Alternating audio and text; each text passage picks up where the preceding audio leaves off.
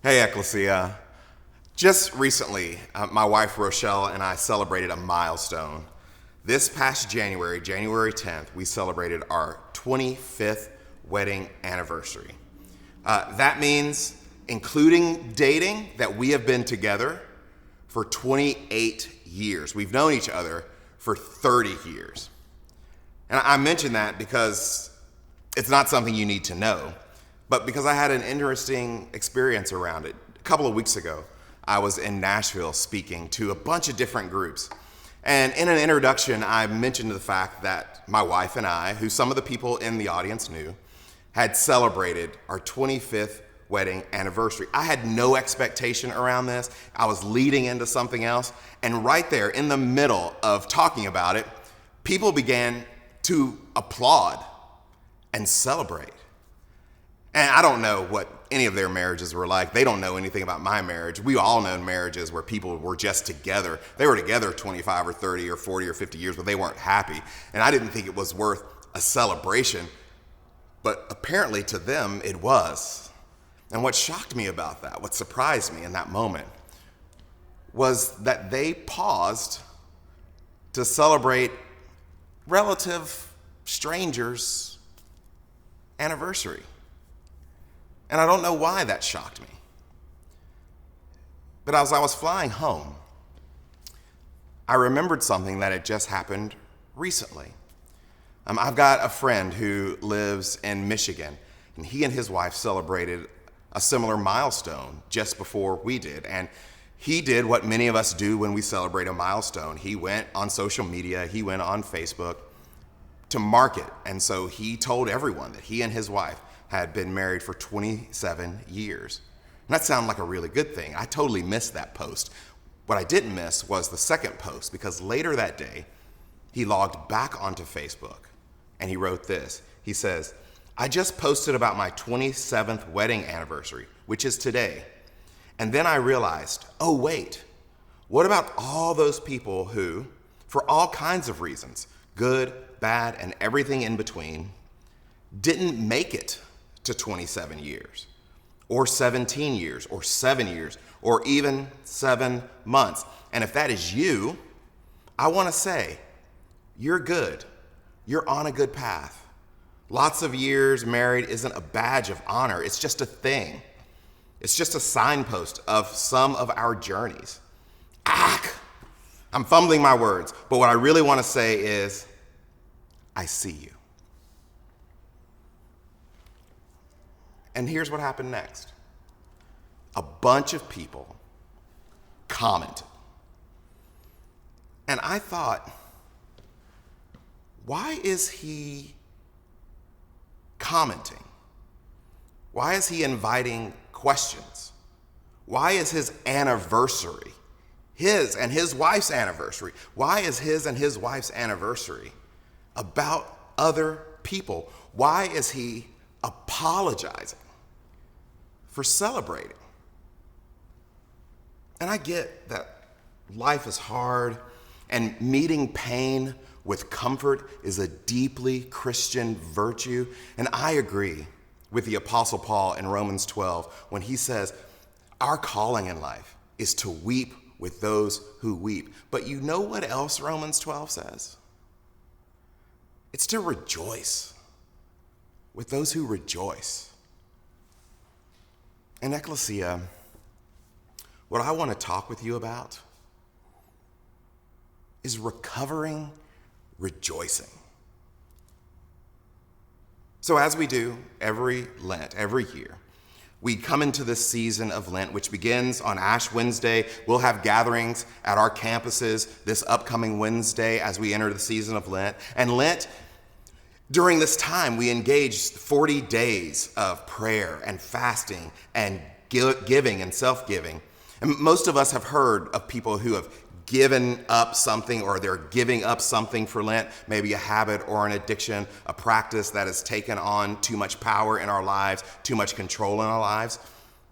But did you know that there's more to Lent than fasting? It's got multiple aspects. One is that you can fast. Second, you can take up a new practice, something that you want to incorporate into your life. Maybe that's scripture reading or prayer or giving or service in a particular way. But there's another aspect too. Feasting. As a matter of fact, each Sunday during Lent is a feast day. And life, the Christian life, is a rhythm of fasting and feasting. And Lent reminds us that maybe some of us are fasting, freeing ourselves from addictive, though pleasurable aspects of life that have become too much for us. There is also in that rhythm feasting. Because when you open the scriptures, particularly the Jewish Bible, the Old Testament, you see the people of God in a rhythm of fasting and feasting. I've mentioned to some of you that my oldest daughter is a freshman at the University of Texas. And she had to get a job. She got to have her own spending money. And so she works for the Texas Hillel Foundation, which is essentially the Jewish campus ministry on campus at the University of Texas at Austin.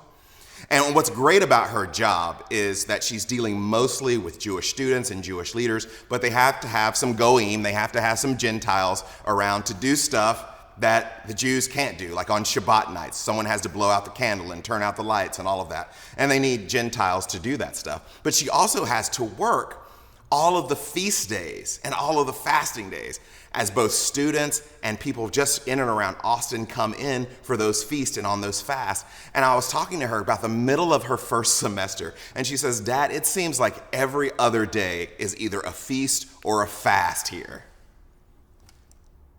I said, yeah, that's the life that we're invited into, that God created first with the Jewish community and that Christians have been grafted into, to use Paul's language. It's a rhythm that calls us into a dependence on God through fasting and celebrating the God in whom we are dependent. That's the feasting. It is deeply Christian to recover feasting, to recover pleasure, to recover rejoicing. In fact, the great British theologian and thinker G.K. Chesterton converted from atheism to Christianity, not because Christianity answered the problem of pain, but because he says atheism had no answer for the problem of pleasure. But Chesterton also said pleasure has to be balanced.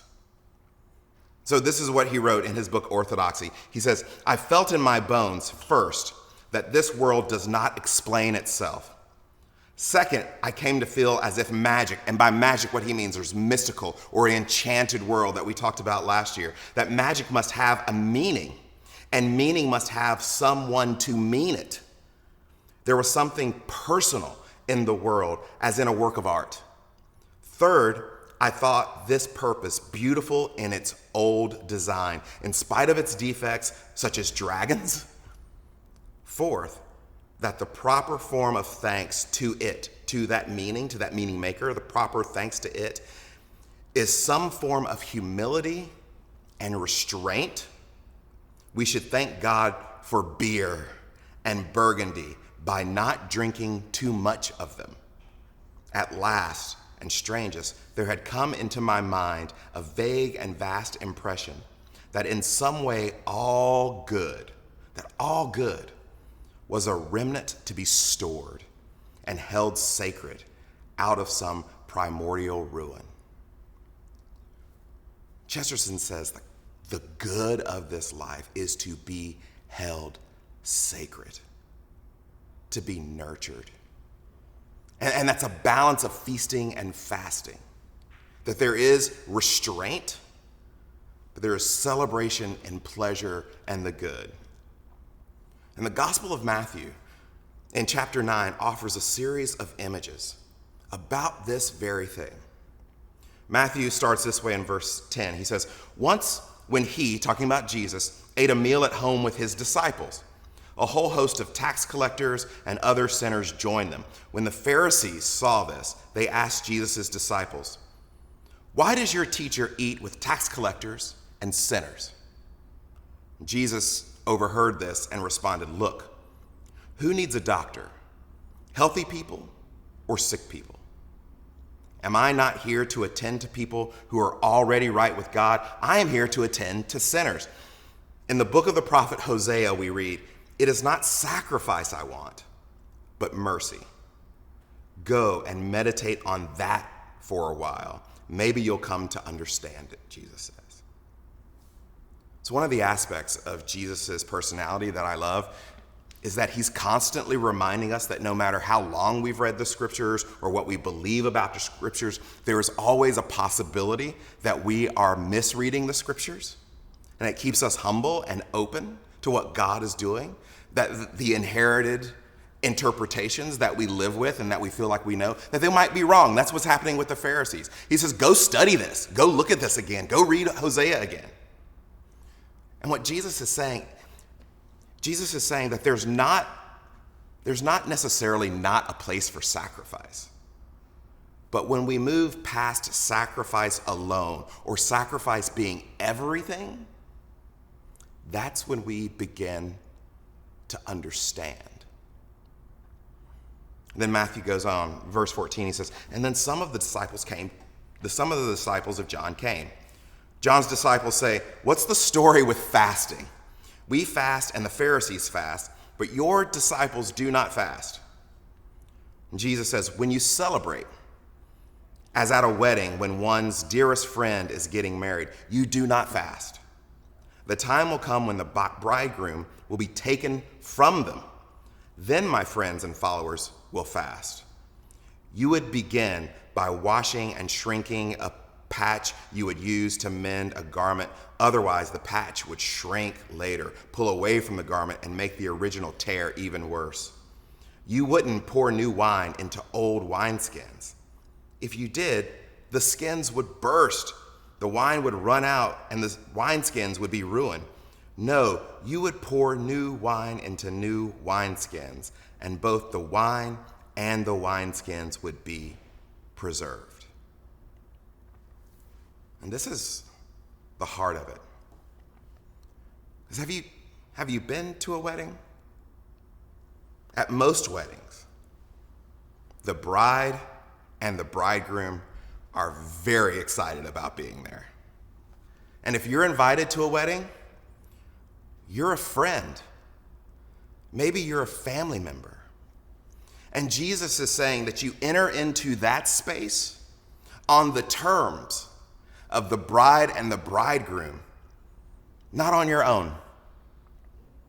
I guess maybe about 20 years ago now, my friend Michael was getting married here in town, and I'm a little bit older than he is, and I knew him and his wife's family, and they wanted us all at the church like 4 hours before pictures. Not 4 hours before the service, when you were gonna do pictures and get ready. And you know, the bridesmaids and the bride have to spend all of that time doing hair and makeup, but the groom and the brides, we have very little to do. Just put on clothes and go. Maybe we're shaving. But he wanted us there like 4 hours early. And I was thinking, well, I gotta be here 4 hours before the wedding. It's a Saturday. Like, I don't wanna spend the whole day during this. I'll show up at the time that I need to be here. Winter pictures, that's when I'm gonna be there. And my wife pulled me aside gently but firmly and told me I had the wrong spirit about it. Because this is about the bride and the bridegroom. And at their wedding, you celebrate the bride and the bridegroom. And what does Jesus expect from us when others are rejoicing? We celebrate. The times I feel like I have failed as a pastor who performs weddings for people is not when we didn't cover everything that I felt like needed to be covered in premarital counseling. And it's not when I feel like I didn't write the most beautiful and compelling wedding sermon that I possibly could have written. I feel the worst when I can't stay, either for schedule reasons or travel reasons. I feel the worst when I can't stay for the reception, when I can't celebrate. And Jesus is saying, celebrate. That the call on your life, when others are celebrating, is to celebrate. But Jesus, what if I just lost my job? Celebrate when others are celebrating. But what if I had a bad marriage, or I don't believe in marriage, or everything's going south in my own marriage? Well, at their wedding, you celebrate. But what if I'm in a bad season of life? Celebrate. Like we live in a time where more and more of us have become so incredibly self-centered and overwhelmingly self-focused that our experience ought to be the focus of the rest of the world. And Jesus says that's not how you live a Christian life. My friend Hal Runkle is a therapist, and he wrote a great book on leadership, but he was worried that not enough people would buy it and read it, so he called it Scream-Free Parenting, because everybody wants parenting tips. And so he says that selfishness is not when you focus on you. Selfishness is when you think everyone else ought to focus on you. So using a wedding as a metaphor, Jesus says, when you're at a wedding, it's about the bride and the bridegroom. Know when to celebrate. It's not about you. Because guess what happens? If you're a guest, if you're a bridesmaid, if you're a groomsman, if you're an aunt, an uncle, cousin, father, you're just at the wedding. If you don't show up, okay. But if the bridegroom doesn't show up, that's a real problem. Because the wedding is about them. And many of us are living life as if the only emotional state that matters is our own. And that, friends, is anti-Christian. Rejoice with those who rejoice. It's a sign of spiritual maturity. It's a sign of being a grown-up. Matthew goes on, as Jesus was saying these things, a certain official came before Jesus and knelt before him. The official says, "My daughter just died. Would you come and lay your hands on her? Then I know she would live again." Jesus got up, and he and his disciples went with the man. But as they were heading to the man's house, a woman who had been hemorrhaging and bleeding for 12 years, crept up behind Jesus. She evidently believes that if she so much as touches the fringe of his cloak, she will be healed. And so she came up behind him and touched his cloak. Jesus turned around and saw her. "Take heart, daughter, your faith has healed you." And indeed, from that moment, the woman was healed. Then Jesus went to the official's house. He saw flute players and mourners. And Jesus says to the crowd, "Go away and do your ministering somewhere else. The girl is not dead. She is merely asleep." The crowd, who knew with certainty that the girl was dead, laughed at him. But they obeyed and left the house. And once they were gone, Jesus went to the girl. When he took her hand, she opened her eyes and stood. When the crowds outside learned that the girl was indeed alive, they spread throughout the town and the surrounding country, telling everyone what had happened. They told everyone. They celebrated. Matthew gives us 3 images: eating with disciples, a parable about a bridegroom, and a dead girl raised to live again.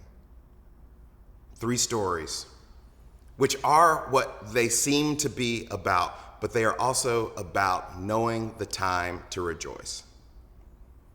These images are about what to do and when to do it, knowing there is always a time for fasting. And that's what we do during Lent. But on the Sundays of Lent, which we will talk about over the next several weeks, those are the feast days, the days to celebrate the good in life. At every moment, there's always something to celebrate.